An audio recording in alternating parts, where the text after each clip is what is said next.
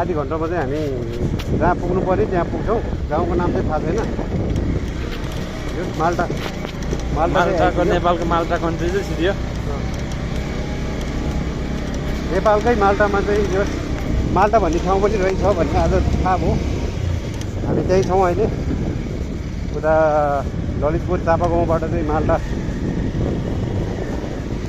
माल्टातिरको प्रस्थान। बाटो चाहिँ मजाको छ फेरि।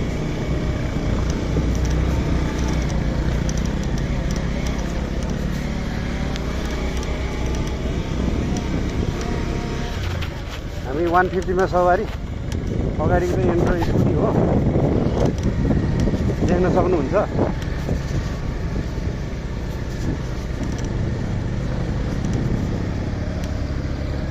अब मेन रोड छोडेर चाहिँ अफ रोड साइडतिर छिरेका छौँ हामी। एउटा गाउँमा जाँदैछौँ।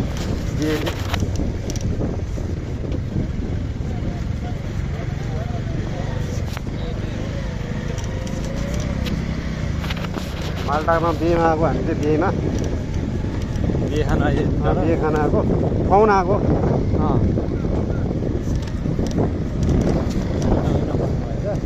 हामी अब काँदै छ अरे माल्टामा चाहिँ। पानी भइरहेको भएको खरारो बोल्न सक्छौँ होइन।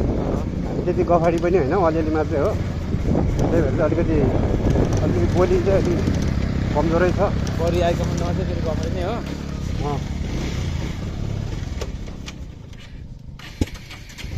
डट गर्छ त बाइक पनि। मेरो बाइक अलि हल्का हल्का बिरामी छ, त्यही भएर अलिकति डट्न मान्दैन। डक्टर नभेटेर चाहिँ उपचार गराउनु पार्छ।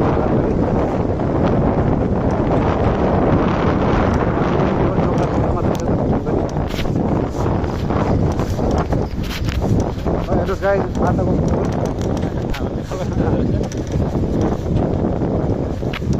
बाटो त बाटै जस्तो छ।